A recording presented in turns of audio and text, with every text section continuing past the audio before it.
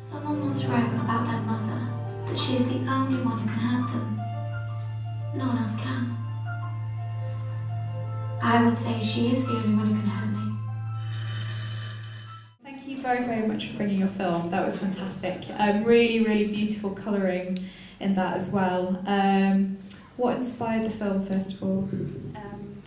Well, I think that I started with just a live observation and how I was just looking at my friends and seeing all my, my best friend and how relationship with mothers actually shaped them as the grown-up women.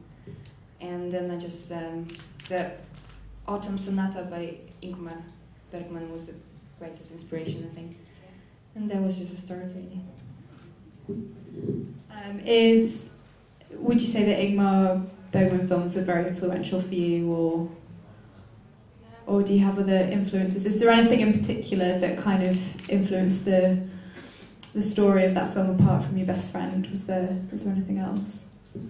I mean, in this particular film, because it was like my graduation project, so we had to do like a very detailed research, and for this one I definitely Autumn Sonata, because I think that this toxic combination and the relationship between mother and daughter, was had the biggest impact. And then I also used Fish Tank by Andrea Arnold, but more to show how sort of mother's need can be more important than actual children's need. So yeah. That's really cool. So really complex family relationships. That's really interesting. What equipment did you use to make this film? I loved the way it was edited as well. It just seemed so seamless. I just got completely lost in it. It was brilliant. Well, we just tried to use all equipment we had at uni, really. We've got crane here, and then we used a DSLR because it was sort of fashion at some point as well to use DSLRs, and then we will think to DSLR we could get those depth of field we wanted to sort of emphasize the main character on the screen and just make everything nice and soft. And then we also had a micro dolly and glide cam at some point as well.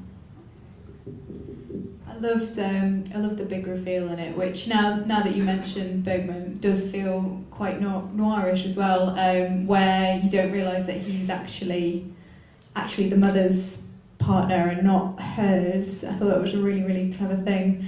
How did the actors feel about filming that scene? Did they find it funny, or were they quite kind of good with it? Because that to me felt quite awkward, but only because of the storyline, not because of the acting. You mean well, basically, well, he's not here, so I think that they didn't really like each other anyway, and you could see it on set, so it worked perfectly. I was very happy about it. So it was naturally awkward, which was fine. So yeah. That's awesome. It always helps. That's really cool. Are there any questions from the audience about this? It's something that we've billed quite highly. It's the profile picture for tonight's event. It is our big film. So yes, Adele. I'm sorry about this, but it's a bit. For me, it's okay. So it might seem a bit of a criticism, but was the cigarette not a real cigarette? Yeah, I know. It's very obvious. It's very obvious. We had to use very subtle e-cigarette because we couldn't smoke in this location. They just said like no. But I love this. I love the room, so I had to compromise. And I said, yeah, it looked a bit like, well, maybe it's gonna look a bit like Audrey Hepburn sort of longer cigarette, but no, it's very obvious. I know. So Yeah. did you do anything different? Well, it meant to be just a normal cigarette, but it was either this location or we didn't really have any plan B for location either. So I thought, why not? Well, it's just sort of. It's sort of, for me, it was interesting because it almost gave it a fakeness that was echoed in the flowers and the colour, and the only thing that I thought was a bit kind of jarring for me was when she tried to light it.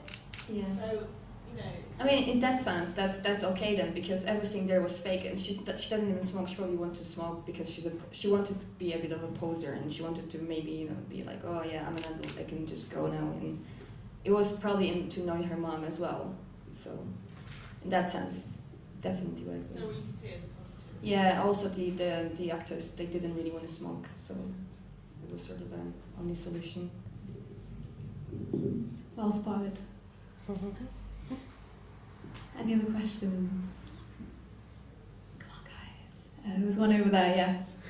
We were talking about, I don't know, a complicated relationship, family relationship, especially between mother and daughter. And suddenly those two films are very different films, but certainly talking about more mother-daughter relationships, and I don't know, how sometimes it can be quite an oppressive thing as well as a nurturing thing. What do you think about that? The complications of mother-daughter relationships and Yeah, I think there's this quote. I think that they're very like. When my mom watched the film, she was like, "Oh, I hope that no one's gonna think that it's about us, because it's about This is I think the mother-daughter relationship is the most complicated because it's between two women as well, and we know how difficult it is between women.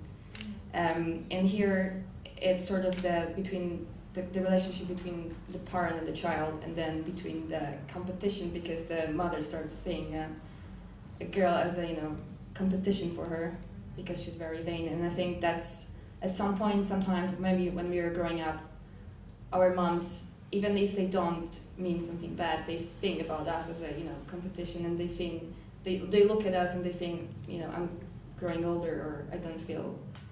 They're proud of us, but at the same time we sort of remind them of the passing time, and I don't know. I think it's really difficult especially for women. So yeah, I don't know if it's an okay answer.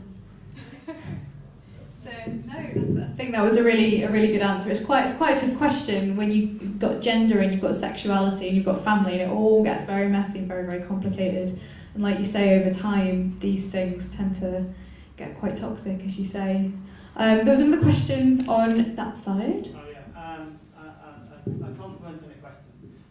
Did you do the production design yourself, or because for me that was the best part of the film, really, the look of it.